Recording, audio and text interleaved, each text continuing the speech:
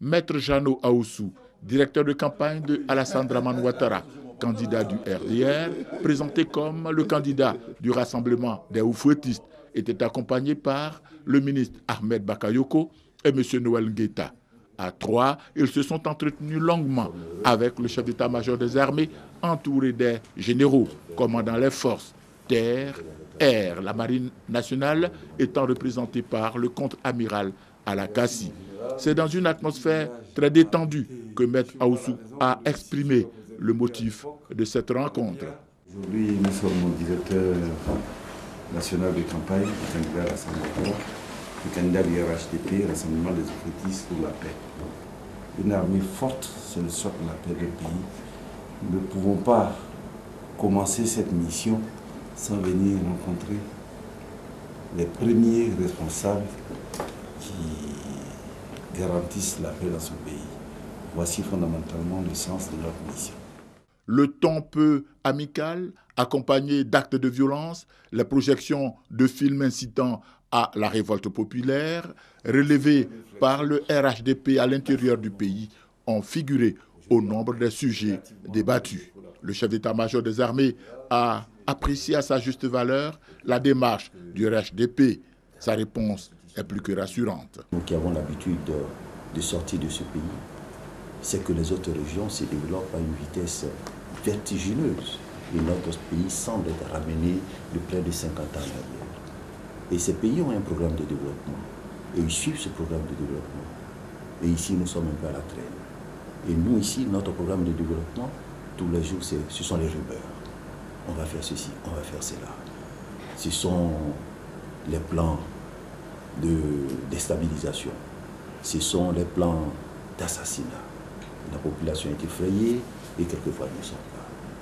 Mais nous avons une mission, c'est de rassurer tout le monde, de faire en sorte que la paix advienne dans ce pays. Nous pensons qu'une élection présidentielle devait battre la guerre en Côte d'Ivoire.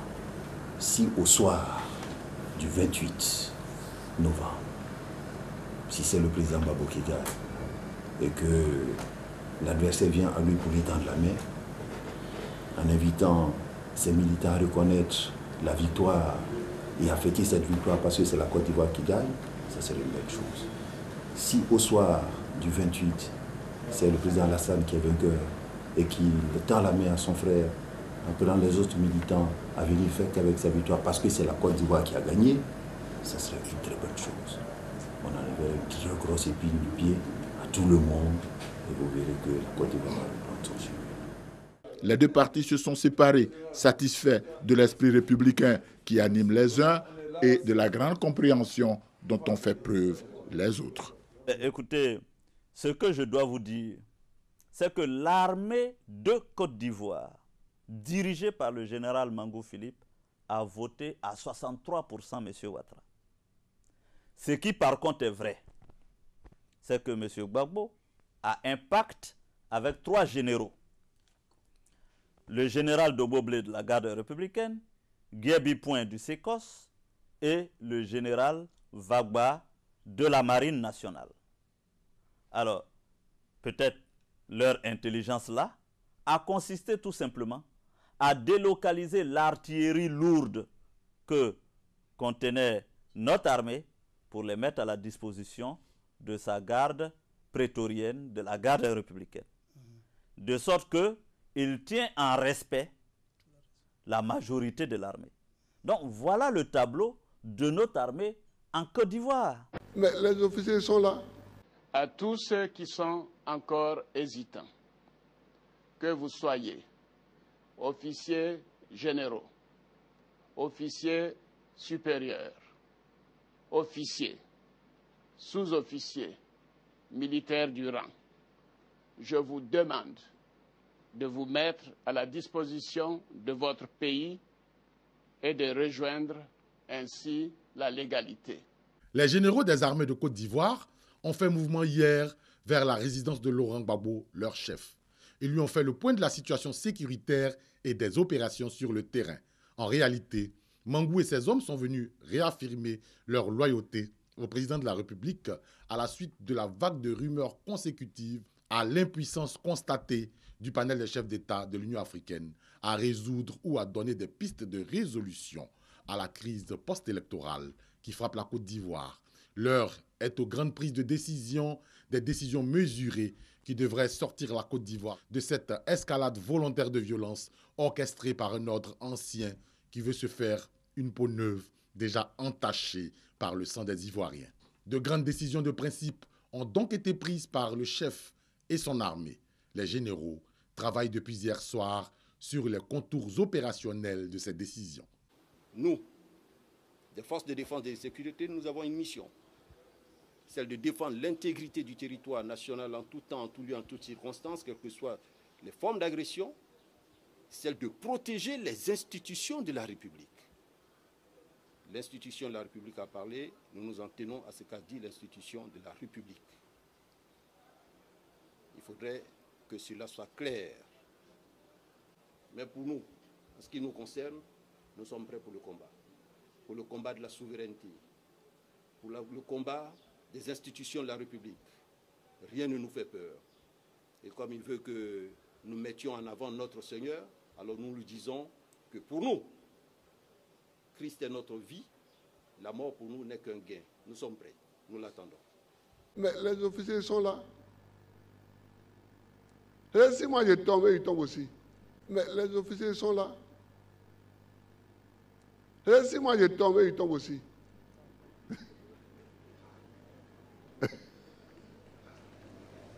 Ouais. Il est encore temps de rallier vos frères d'armes des forces républicaines. Le pays vous appelle. La quasi-totalité des généraux de l'armée ivoirienne a répondu à l'appel de la République.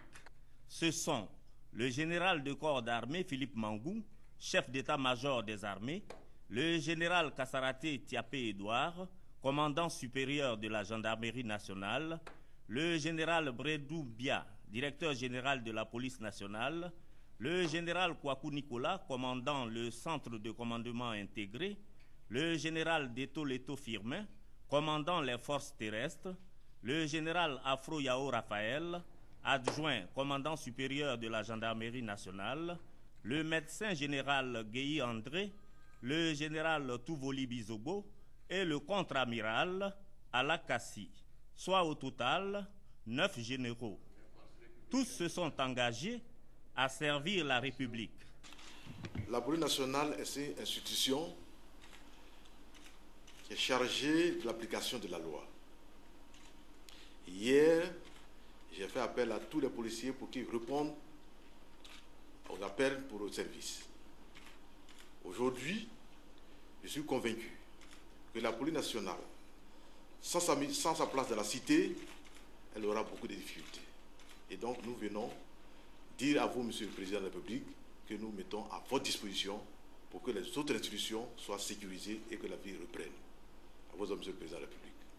Excellence, Monsieur le Président de la République, chef supérieur des armées, la gendarmerie nationale de Côte d'Ivoire, fidèle à sa devise, pro patria, pro légué, pour la patrie et pour la loi, vient se soumettre totalement et entièrement sous votre autorité pour accomplir ses missions régaliennes. À vous, Excellence. Excellence, Monsieur le Président de la République, au nom des forces armées nationales de Côte d'Ivoire, les tout premiers mots qui nous viennent sur les lèvres sont des mots de pardon, de réconciliation. Au nom des officiers, sous-officiers, militaires du rang, des forces armées nationales de Côte d'Ivoire, armées des terres, air, marine nationale, nous venons à vous, Excellence Monsieur le Président de la République, pour nous mettre à votre disposition afin d'accomplir les missions que vous voudrez bien nous confier. Notre mission, c'est la défense de l'intégrité du territoire en tout temps, en tout lieu, en toutes circonstances. Notre mission, c'est la défense et la protection des institutions de la République. Depuis donc le changement à la tête de l'État, les forces armées nationales de Côte d'Ivoire se mettent donc à votre disposition, pour protéger et défendre les institutions de la République. Je vous remercie. Après quoi, le président de la République s'est adressé aux officiers supérieurs de notre armée en ces termes.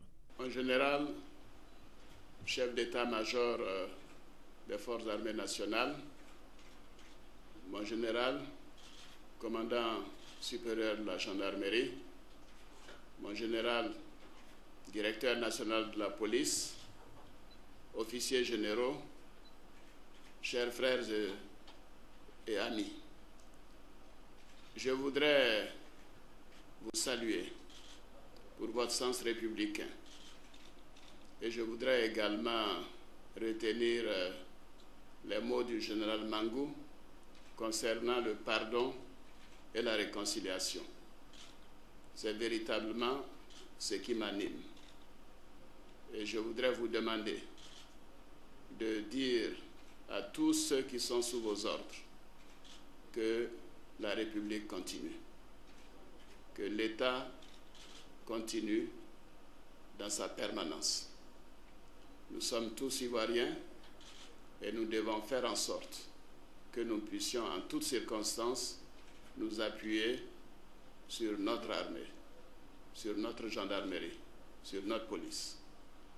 Nous devons essayer de passer cette étape douloureuse qui a été vécue par chacun de nous, par les populations, par notre armée. Je voudrais vous rassurer que, pour ma part, je tiens à la continuité de l'État.